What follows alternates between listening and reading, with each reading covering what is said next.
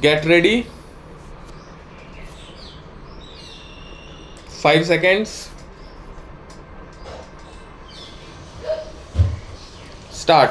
Mr. Deputy Chairman, sir, the bill before the House is for the abolition of two-member constituencies and for setting up single-member constituencies.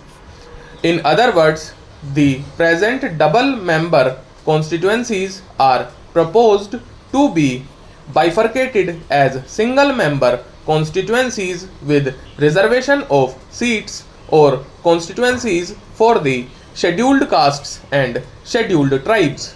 Now, sir, a very crucial moment in the history of our young democracy has come. Where from has this reservation arisen? Is not reservation repugnant to the very principle of democracy? Still, we have reconciled ourselves to this reservation. A reservation might be in any form. It might be in the form of constituencies. It might be for the scheduled castes and scheduled tribes. It is a fact of history that in our society there are people who are called weaker sections and they go by the name of scheduled castes and scheduled tribes. I do not know whose fault it is, but anyway, in our society we find a section of people who are said to be weak. Certainly, they are weak. Their cases deserve to be considered and should be given topmost priority, but there is a lot of misapprehension when we talk of reservation of seats. Is a single member of the Harijan community or scheduled caste going to solve the problem of the entire Harijan population?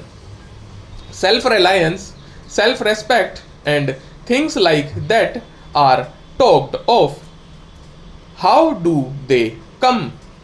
Will they come only by making a single man a member of the assembly or parliament? Will that give self-respect to the entire community? On the other hand, I would believe that self-respect, self-reliance or self-confidence, whatever you call it, can come more by education, more by economic upliftment, more by spread of culture, more by mingling with other classes of people, and these are the measures that are called for at present in order to uplift the weaker sections of the people. Anyway, they are there.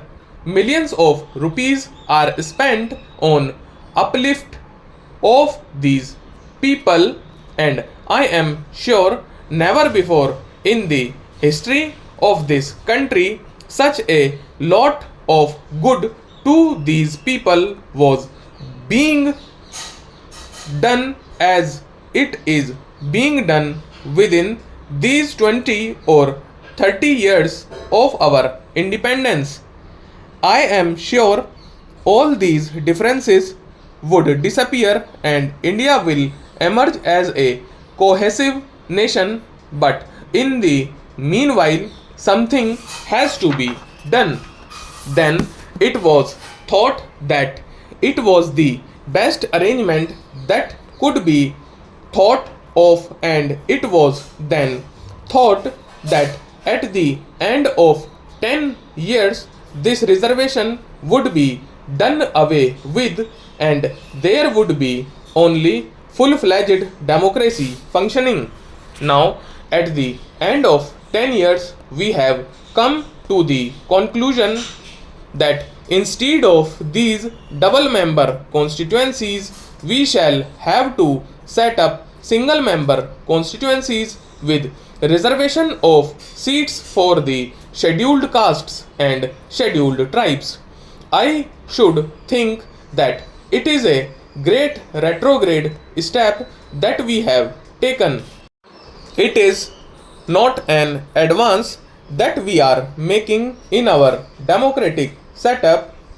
I am sure that this has happened on account of the pressure of certain sections of the people who day and night harp on self-reliance, self-respect, etc. Now let us consider if this system that is being thought of by this bill is going to create any vested interests. Let us also consider if a spirit of segregation will be created by the step that we have taken. These are the negative aspects of the step that we are now proposing.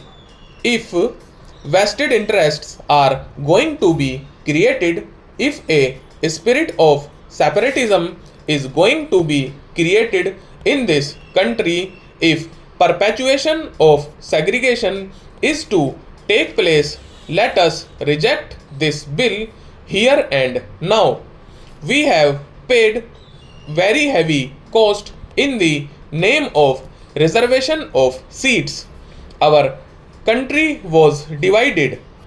Had it not been for this principle that was introduced, however, unwittingly our country would not have been divided today.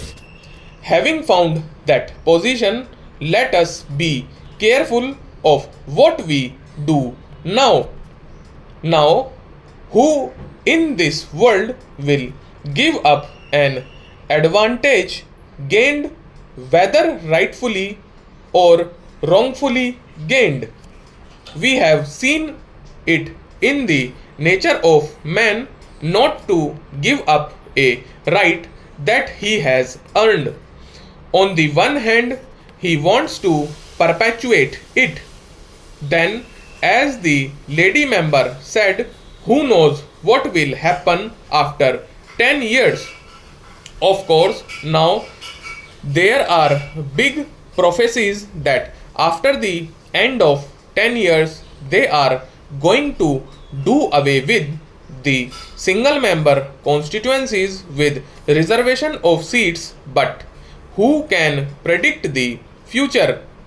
Will the same scheduled caste brethren not insist on their rights to have a separate vote and a separate constituency? What guarantee is there? Why do you introduce this into our system? So I would utter a very respectful, mild warning here that what we do today might do a great mischief tomorrow. What matters most is our attitude to the weaker sections of the community. Stop.